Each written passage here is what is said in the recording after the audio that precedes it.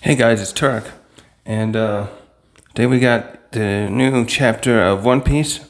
Well, it came out last night, but I was streaming at the time, reading it.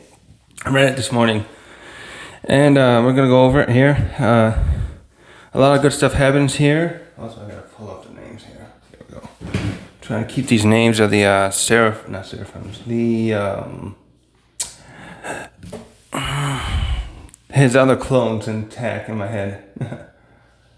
And so last time we saw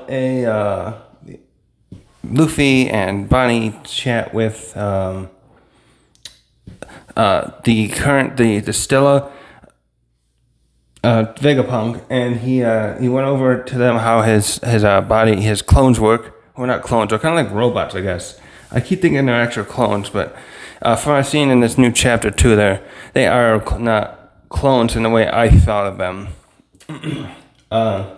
Especially because you could tell with Edison and Pythagoras. I'm just looking at my screen. I got a list here.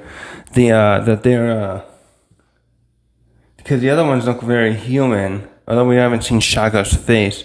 You got Atlas and Lilith and York especially looking very human, with the exception of Atlas looking like the physicality of a little girl, but the size of Kaido. It's a very interesting way that designs he gave them. But anyways, yeah, he went over some of his Vegapunk went over some of his desires for helping the world. He talked about his brain, so he has a devil fruit, and how it got so big he had to detach it. Oh, wait a minute. Fix this too. Boop, boop, boop, boop, boop, boop, boop. And then it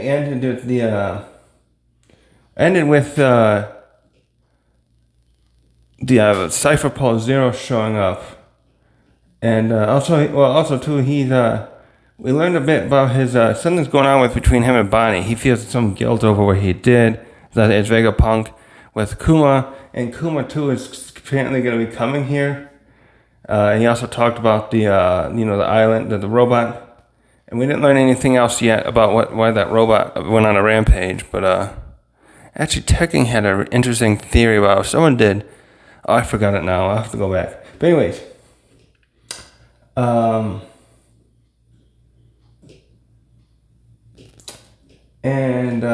today we find out quite a bit. So we start off this chapter today. Actually, we start off with the cover story with Judge and I just saw something different with that too. Judge and Caesar, they're fighting each other, and they both have bloodied up each other, or have like swollen eyes now.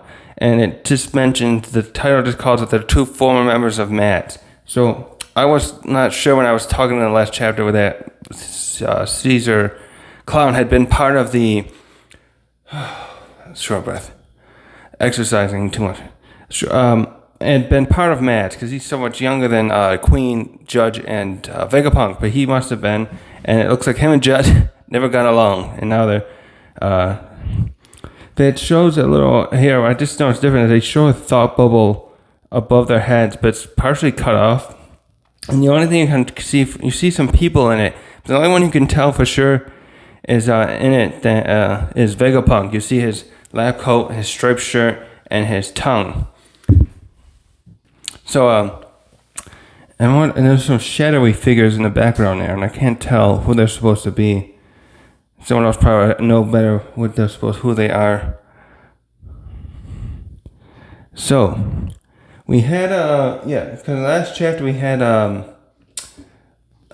let me check that a second, because the CP0 had shown up requesting to land. They were on the premise that they're bringing back the Sephirim of Kuma, the Kuma Sephirim, not the actual Kuma, because we know right now he's on the island with Ivankov and Dragon. I keep forgetting the island's name. I can't think of it now. So what happens here initially is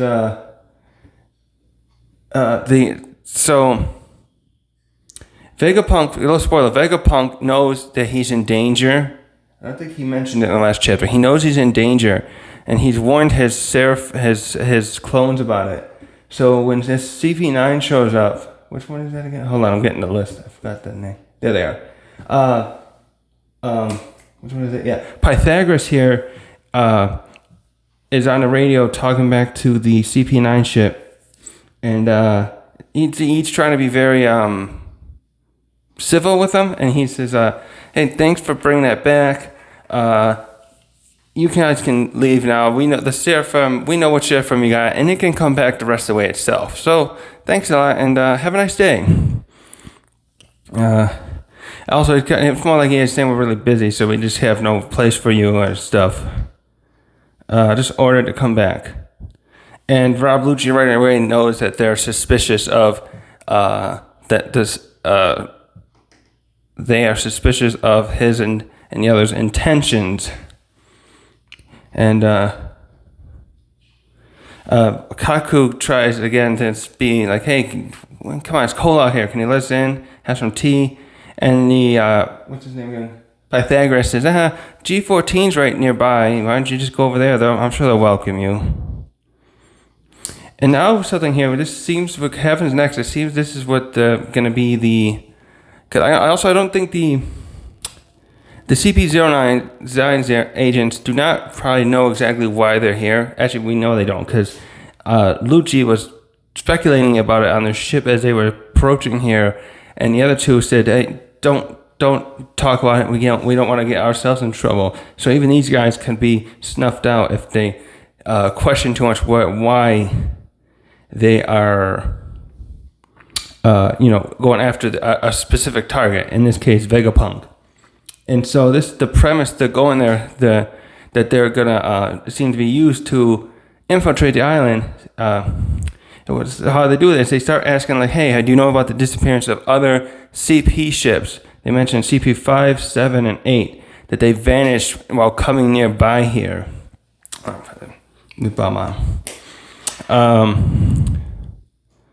In the last 2 months, these 3 ships apparently vanished nearby, and Pythagoras says, "Yeah, is that true? I'm sure we saw those ships disappear." Now, initially, I thought when I read this, though, that maybe they had been abducted or by these guys or destroyed maybe by the sea animals. But apparently this is the premise they're using to say that you guys are destroying government ships, and even though you're an affiliate of ours, we can't let this slide. And this is apparent, too, to Lilith, who gets very upset here and grabs the radio or the Denden Mushi from Pythagoras and says, "What?" Very Luffy style in a way, and says, "What are you getting at? Are you accusing us of doing this? You think we did it?" And like, "Yeah, why don't you come up to the docks and see what we can do to you?" And Pythagoras is in the back behind her saying, "Please don't antagonize them. We're trying to have them leave peacefully. We don't want to have a conflict." And Lilith isn't having it, though. And so at the end, it leaves Pythagoras must get the radio back. It says, "Anyways, yeah, we can't let you in. Have a good day." And then they stop communications. And at this point, so now Lucci and what's the other girl's name? Hold on a second. What's her name? Stussy. Stussy? I'm gonna say Stussy. I can't say it right, maybe. Stussy, Kaku, and her, and Lucci, are like, "Okay, what do we do next now?" And his thing is, we're gonna prepare to abandon ship. We'll infiltrate using, we're gonna have the S-Bear. So also the name, we found out about how the code names for these, the Seraphims in this chapter, and it's all based using animal names. And it's very appropriate, actually, based on each of the warlords they're using. We'll get to that when they mention the other ones at the end. So he's preparing their own abandoned ship. And we find out that's because he knows that their sea animal things are going to start coming after them. going to come, if they go into the island, the sea animals will know and it destroy the ship. So he knows they're going to have to leave it behind. Sorry. I got to pause when I clear my throat. Okay, so we have a little intermission here where we go back to the Kuma and Dragon and everyone, and him still running away. And what we always see of him is that as he's running away, he uses his pawpaw fruit ability to send himself away from the island. And actually, initially, I didn't even realize this was his ability. I thought somehow he teleported. I remember for a second that that's what his ability appears like, but really when something bounces off his surface, it propels someone at incredible speeds across the sky, I guess, to where they want to go, wherever he wants to send them. It doesn't, we still don't know how that works exactly, like if that's part of his, just the ability, or I think it was Tekken has speculated once, like it's maybe because he's part cyborg, he has a GPS type system which it works in conjunction with his power to, say, send them to Dressrosa, which is latitude 100, latitude 40 degrees, longitude 100. I can't remember exactly how I know all the little digits afterward, but I know it's like latitude only goes up to 90, longitude is like 100 something. So I think here, it's almost obvious probably, I'm sure everyone else reviewing this will say the same thing, that it's he's probably coming to the Egghead Island. Somehow he must know what's going on. He's probably still connected somehow to this internet, not internet, what would that be called? There's a term for that, the intranet? Some information, some databases, there's other words for it. I should know this. Where he's probably able to see what's going on with those other seraphims a bit. I bet he can communicate and see reports or other stuff happening to know that CP0 is there and Bonnie is there. Also, because they said in the last episode, I think chapter, that they're there for Bonnie. So he probably knows about that they're there, supposedly also there for Bonnie. So that's probably why he's coming. Because he's there to help his daughter. And the last thing we see in that is just like Dragon's, what do you call it, exasperated emotion. Nothing like, oh, Kuma, where are you going? What's happening? So who knows if he'll show up, and they couldn't. They're probably so far away. I gotta look again. Where is this island? Is that in the Grand Line? Oh, not Grand Line. The New World? I don't remember.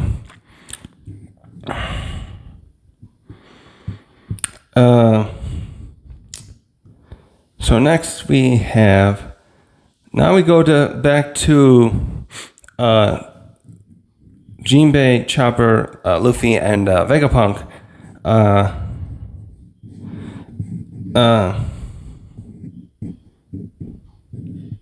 And he goes on a bit about his spiel here about monologue or whatever, why he's about his goals, and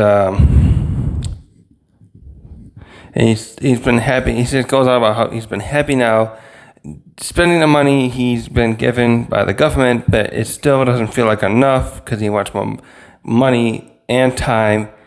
And he needs more manpower, even with what he's got now. And he goes on to about one of his other goals is that he wants to renew free energy for everyone. And this is going to lead to, unfortunately, to where he got in trouble now. And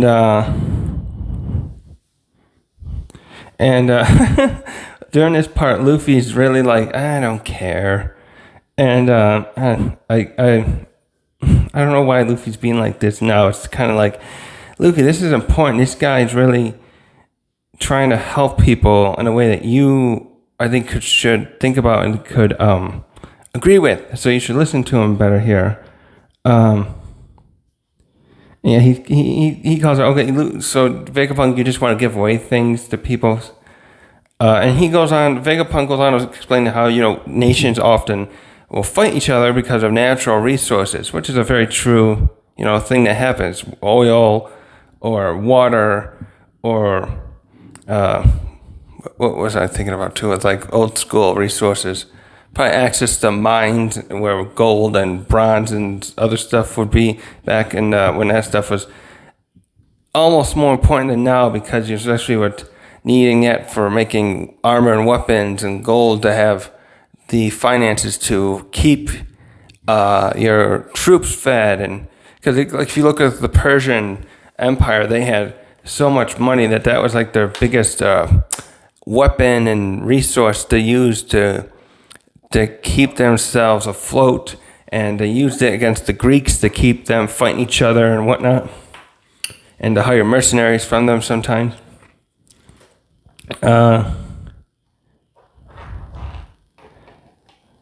And he goes on to point out, like, he thinks people are very short-sighted and that they don't realize there's energy everywhere.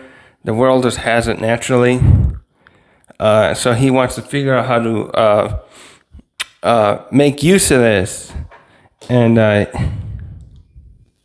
he points out that he thinks he can figure out a way, or science itself more so can do this someday, to figure out a way to make energy renewable and free for everyone, so it doesn't have to be fought over and charged to have like groups that would be monopolizing it, let's just say. Let's not name names, but there's things out there that can have monopolies over stuff, and they can sell that stuff to others, and sometimes make prices hard up for other countries that need it in the other parts of the world. And then throughout this, even Luffy's still kind of just doing his thing with his, picking his nose, and he's like, oh, okay, whatever.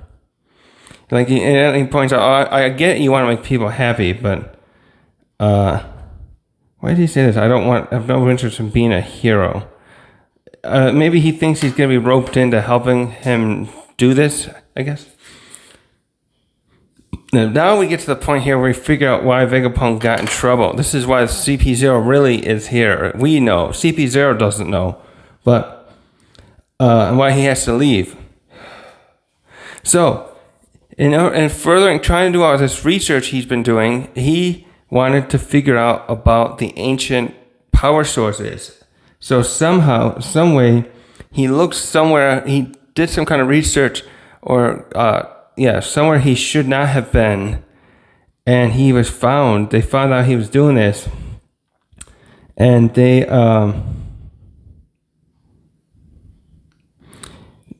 also, he said after a friend of mine died, he died. I wonder if he just meant Clover again or somebody else.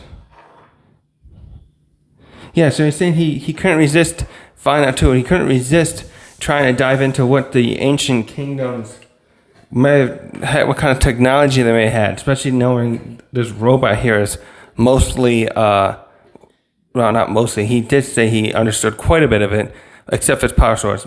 Seeing how advanced it is, he felt compelled to keep finding out more about them himself, and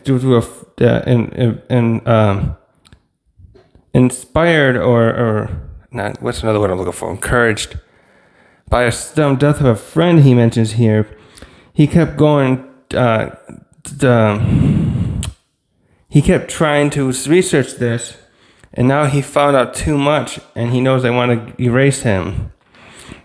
And right as he's finishing this, some explosions start happening in the distance behind them. You see Jinbei and everyone looking that way, and he realizes it must be CP0 even without being confirmed. And then he explains them a little bit about them. Oh no, he doesn't. Ruffy, who does remember the name CP9, it's funny because he doesn't remember names of other people he meets. Like he calls Trafalgar Troll Guy, and we find out here, I forgot he calls his name for Rob Lucci is Pigeon Guy or Pigeon Man, or was it Pigeon Guy? He remembers that CP9, and he probably didn't realize there were other groups because they're number 9. It must be other numbers. And as Jinbei here explains that the CP0 is the special division that's the highest one of all. And he explains how they've historically been harbingers of catastrophe. Interesting title for them. Also, they're direct subordinates of celestial dragons. That's interesting. It's just like the admirals are too. If you become an admiral, you're also a subordinate to them. But this is like a different one. It looks like this is the stealth one. The admirals come out like these guys are like the secret police, I guess, and the admirals come out more openly there, like when they did at Sabodi. What would be another metaphor for them, a parallel? CP0 is the secret police. I can't think right now what we'd call the admirals then. The sheriff?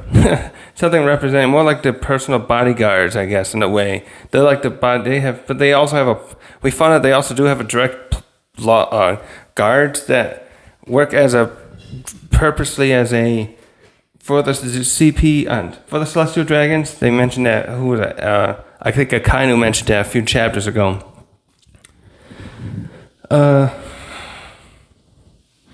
Actually, now we see all CP, the CP agents inside the main city area. And actually, Kaku here, it looks like he must have an interest in science and the future stuff. He has his mask on, and you can't see his face, but his speech here is very excited, and he's got little stars around him showing like some kind of, I think they use that in some anime when they're trying to convey some kind of excitement. So they were able to use the Seraphim's ability. It must be the same. Must be Kuma's ability again. Just like we saw with. Have we seen the other Seraphims use a fruit? We know the Jinbei one used. It looked like it had Senior Pink's fruit, but it looks like these other ones apparently have fruit powers related to their who they're cloned after. Also, I keep calling them clones, but if the just try not to breathe in the mic too much. As we see that the other clones of I keep calling them clones, but if the other ones of Vegapunk are actually robots, these Seraphims, I'm assuming also based on that, probably aren't really full biological clones the way I have been thinking about it up until this point. But anyways, they do come with the abilities of their, and strength, of course, of their, the ones they're based off of, but it looks like also what we saw with Jinbei's, they can, in gene splice or something like that, other devil fruit abilities. Hopefully find out much more about that soon, and I suspect we will in the next chapter or two. And so what happens here, that we see the reaction of the other residents of the island, and they're very surprised to see some kind of these intruders here. Not intruders. Yeah, well, no, they call them intruders. I'm sorry, they do. And then now we switch back to the other Strawhats with the other Vegapunk's other clones there, and they're in shock that the CP9 got there somehow, and Luffy and Nami and Usopp are of course freaking out and like, oh gosh, they're here, get them out of here. And it looks like Sanji's almost expecting him to pop right there because he's in front of Robin with his arms out. I'm sure like he's preparing to shield her if necessary, which is probably appropriate for that. Seraphim can do. I'm thinking it did.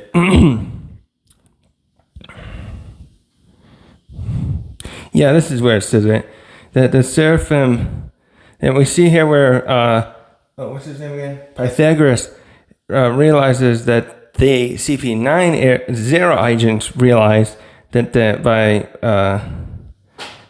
rejecting porting them to comport that the CPs would attack, and so this is where he says they must have used the Kuma Seraphim's paw powers, he says he did, to come to shore.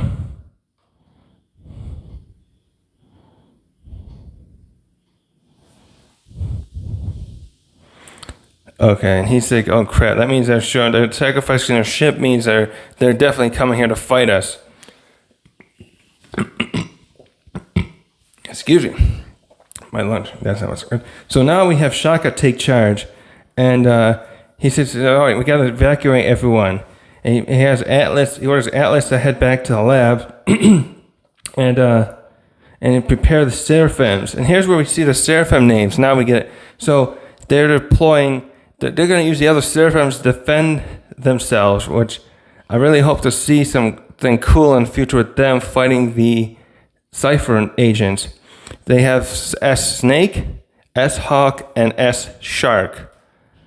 So we can figure this out. So animal names, we got Snake must be Boa, Hawk would be Mihawk, and Shark would be Jinbei. Doing that right? And their fourth finger. So what do they call? Yeah, S Bear, right? So they're calling them all after animals. So who else would they have as warlords? Is that? We haven't seen the other Seraphims yet, have we? So we got who else would we have? I don't know if they would have Law or Blackbeard. Doflamingo, they'd probably, if they have a Doflamingo one, they'll probably call him S Bird or S Peacock or something. No, Doflamingo, not Peacock. Flamingo, S Flamingo. Who else was there back in the day? Crocodile. Yeah. That's an easy one. If they have him, a crocodile, and a flamingo, so that'd be 6, 7. And then they had, who else was there back in the day? Crocodile, flamingo. Oh, and Morio. What would Morio be? A bat? His thing was a shadow power, but they could call him a bat, I guess. We'll have to see. They don't mention those ones. So, interestingly, when they say we're going to deploy them, they say they're going to make sure they're under the command of Sentomaru. So, is he here on the island? We haven't seen him at all, I think, since the Return to Sabaody arc. But they're probably doing this in a way to make sure that the CP9 agents don't have them as... these things probably can have a way, if the robotic, like machines, that's like say, do I listen to your commands? And so they're going to make sure the ones they're deploying listen to only Sentomaru. Probably a good choice. I don't think Sentomaru would care much for CP9, or 0 in this case, even though they both would be allies against pirates. That would be something to think about. How much does the hold on a second. Yeah, so a quick thought I just had, a kind of not theory, but I wonder how much, if the, I'm sure the high-ranking admirals, vice admirals, etc. of the world government, of the Marines, understand quite a bit of what the CP agents of all the different ones do in their own sphere of the work employment of the government. And I'm wondering how much the Marines really like that those type of groups exist in employment of the world government, and what they probably, if they really whether they would condone or not the kind of work they do, especially someone like 0 or even 9 assassinating enemies of the government. Because they probably would understand that there could be gray areas of what the government would consider to be enemies that the Marines would not think appropriate. Anyways, yeah, I could see Sentomaru, among others, being, and Garp and Sengoku not caring. Although, again, that brings up something how Sengoku ordered Jaguar. I went over that flashback again as it related to a couple chapters, how he ordered Saul D. Jaguar. He wanted him to be part of that Buster Call group. So I'm just wondering still, too, how much he feels regret over actions like that and trying to take out supposed enemies of the government like that.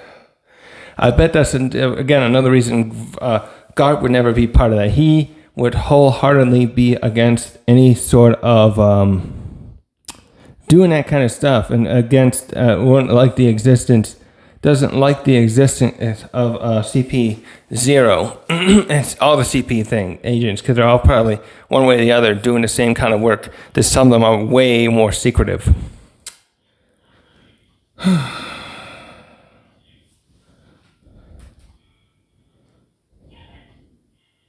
So we switch back here quickly to Vegapunk saying, "Okay, well, Luffy, what do you think? Will you take me out of here? And can you take me right away? I don't need to pack much." And excuse me, not Vegapunk. Luffy's like, "Oh, we're not going on a field trip." And Luffy, your whole thing is usually like a field trip. What are you talking about? It's just when you go to places like Alabasta and Dressrosa, you come into trouble, and it's not a field trip anymore. It's more like a national emergency to save each nation from some kind of threat. And Jinbei talks about, sudden appearance would qualify as a catastrophe. Was that meaning like the world government would be upset just thinking he disappeared? Well, they don't know much about him anyways, right? I'm a little confused by that statement. But Luffy finally says, "I'll allow it since you got a funny head." His thorough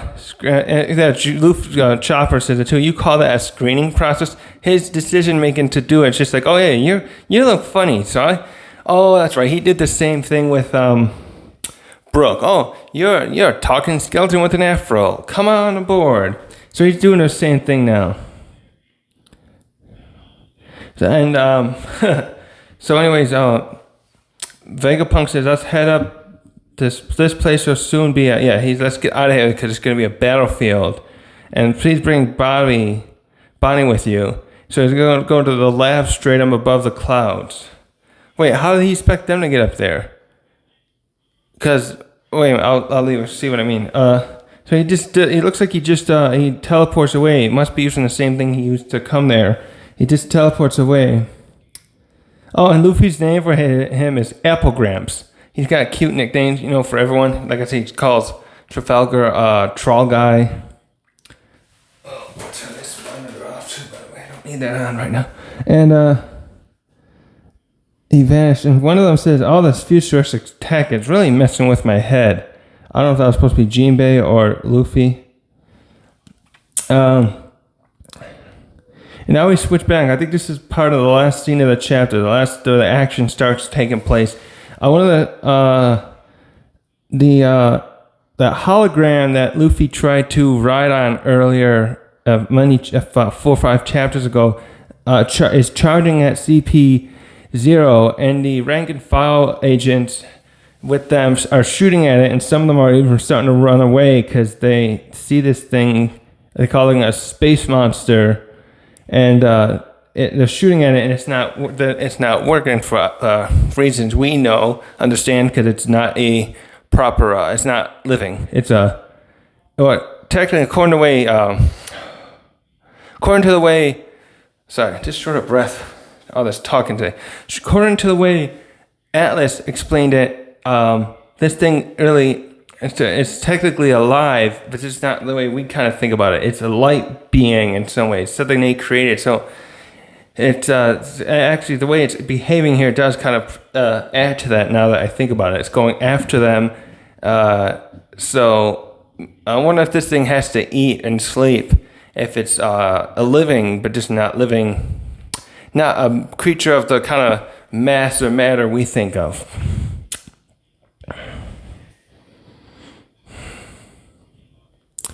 Oh yeah, they say their gun's not working. And Kaku gets very excited here and says, "I always wanted to go after fight with some kind of monster or unworldly beast." And he goes after it and uses one of his Tempest Kick. And it's Stussy here says, "Don't bother, it's a hologram." Also, this exchange here brings up something interesting. Was it Kaku that says, "You could have told us sooner," because he shows him spinning around with his kicks, and it's not working. And what's his name? Lucci just says, "You're very well versed as ever, Stussy." And she says something interesting here. It's like, this takes me back.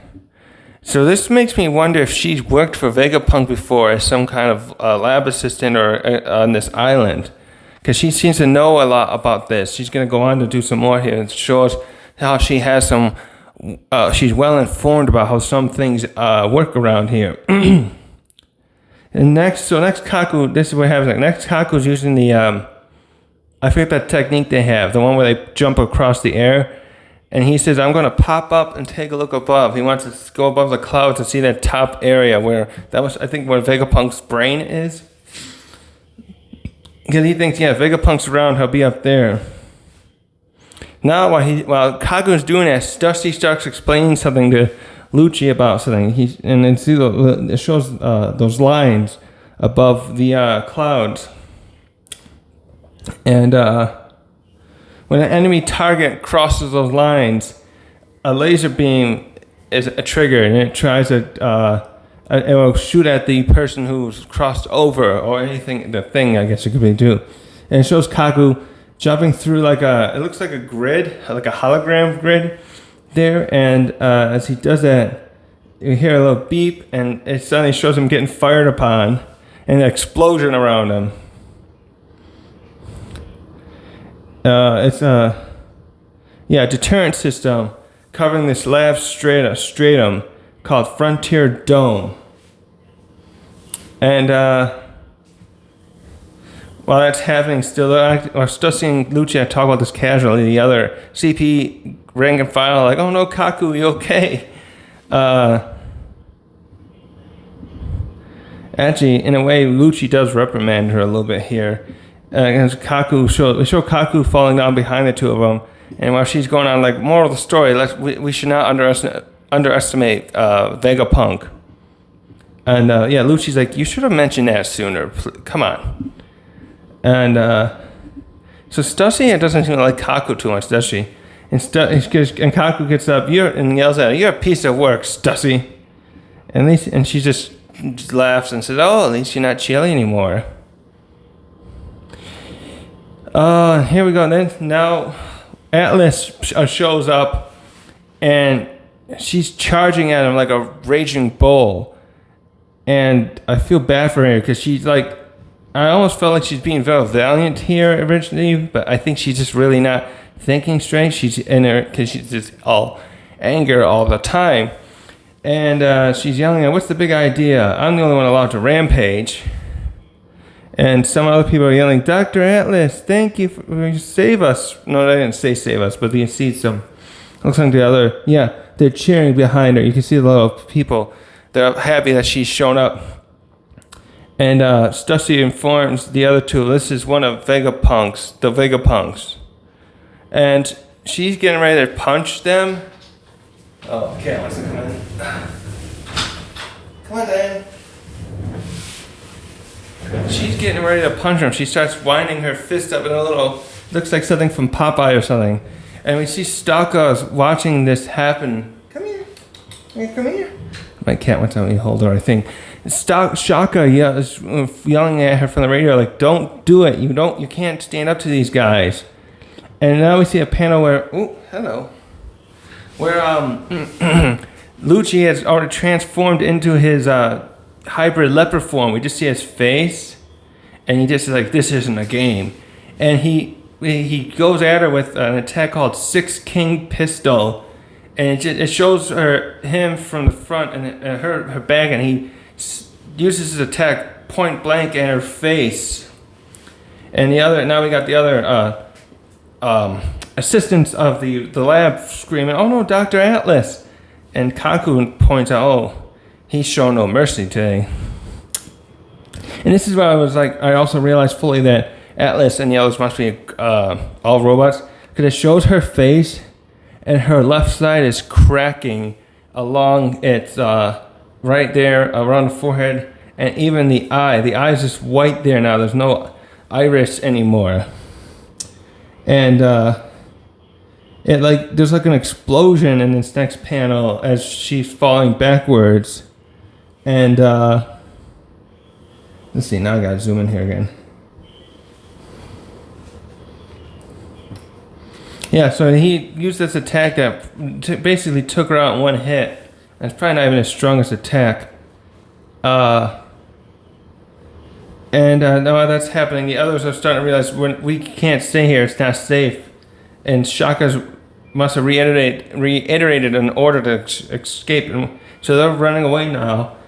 And then now Lucci's standing over Atlas. And she's not dead though. She's down, but he must have thought he was gonna kill her with that one move. And I'm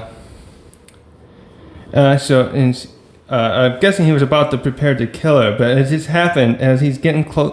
Probably was about to come upon her and finish her off. Luffy comes running by with the others, and he's holding Bonnie. Yelling, let's head to the top of that vacuum rocket thing. And wait, where's the part? Wait, oh, I'm zoomed out. Oops. And then as they're running across there. Him and Lucci lock eyes. And he's called Straw Hat. Pigeon Guy. Oh no, he's probably more not heavy. I was like Pigeon Guy. Oh shit. Pigeon Guy. And that's the end.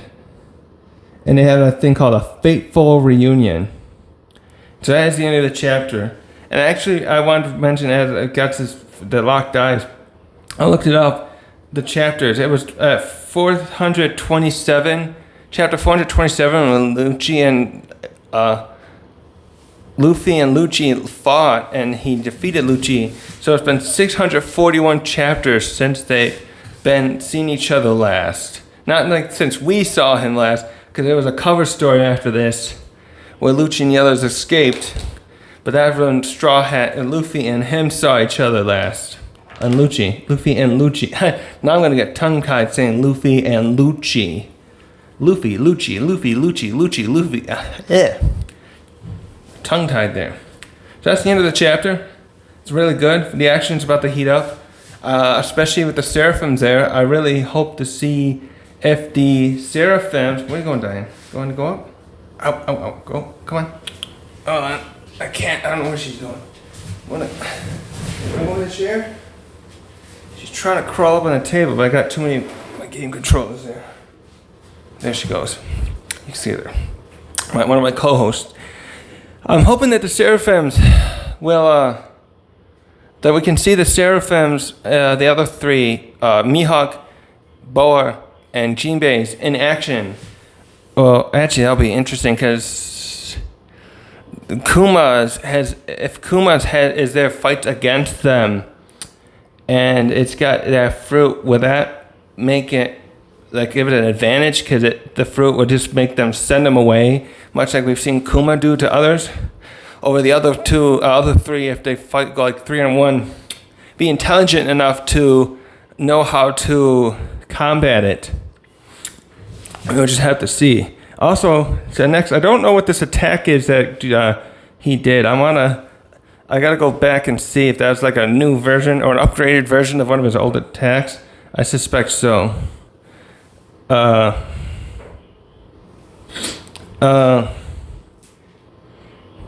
and what's the deal with Stussy? She knows quite a bit about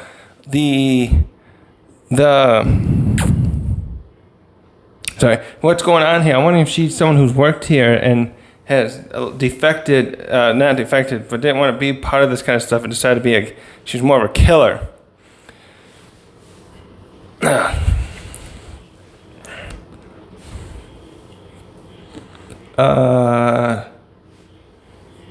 So hopefully that's also obviously Luffy's there, but Luffy and Jinbei and Chopper are there against, so yeah, three of them there, and the three CP9, I keep saying that, I'm going to make a mistake, CP0 agents, will we see those three fight, where they fight one-on-one there, I'm kind of hoping there will be a fight again with Luffy and him, if there'll be what kind of, because I'm wondering what else Lucci can bring to the table, because I was thinking about this earlier after reading the chapter. Luffy has essentially had 4 upgrades since they fought.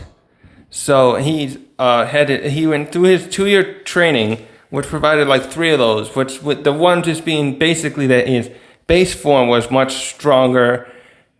Well, actually 5 too if you're into with hockey. So like his base form is faster and stronger because he went up against a pacifista by himself post time skip and defeated the pacifista easily. And then he knows how to use hockey with it. Which our argument, and then he's got and then it's also even his other attacks. His Grizzly Magnum was the one, maybe the gear 3rd attack, and his stuff. Then he's got his 2 gear 4ths.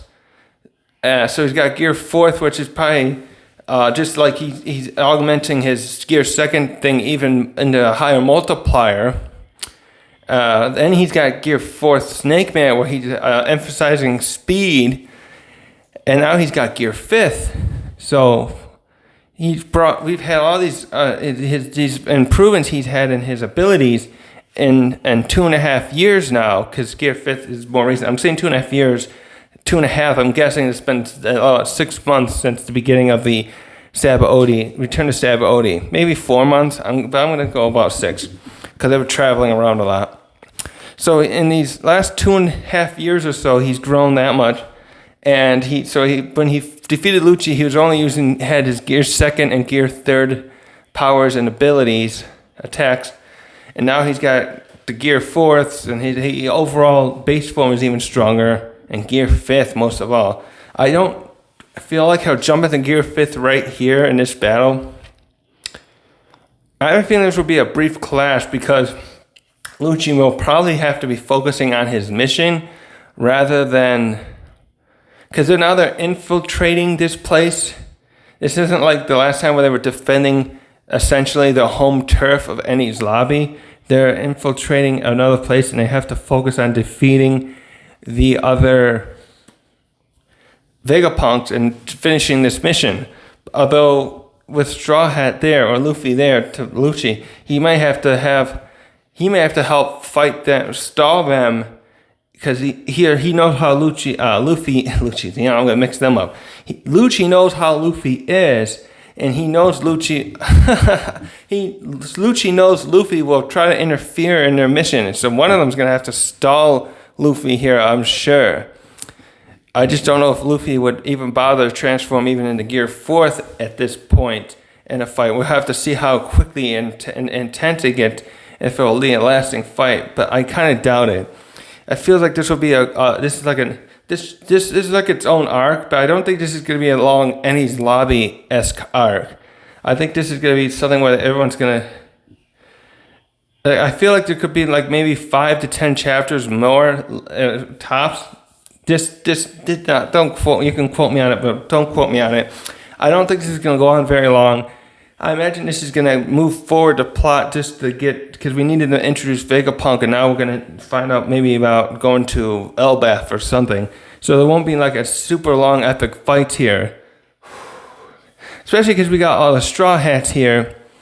And Lucci, like I mentioned this earlier, Lucci is only there with himself and 2 other formidable agents. It's not the same as Enni's Lobby, when the Straw Hats were about 6-7 strong back then.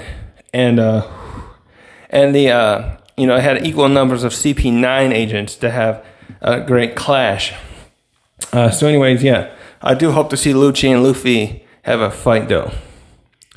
And Kaku too. We got Kaku, but Zoro's still in a ship.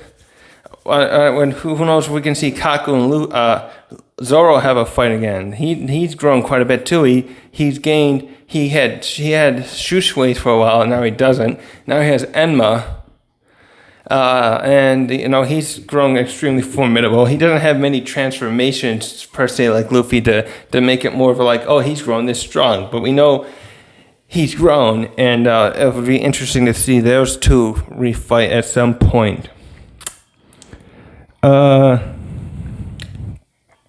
And hopefully the other, York was sleeping at this time. Hopefully they can get to her quickly before the agents find her unable to defend herself. And Edison and Lilith, the other ones are all up there together in that control center area with the Straw Hats. So we'll have to see if they're able to escape and get out of that area before the agents figure out how to get up that way. Actually, maybe they'll end up fighting with that Seraphim. We'll have to see. There's just so many factors here. I don't know which way it could go. But now we understand what Vegapunk did.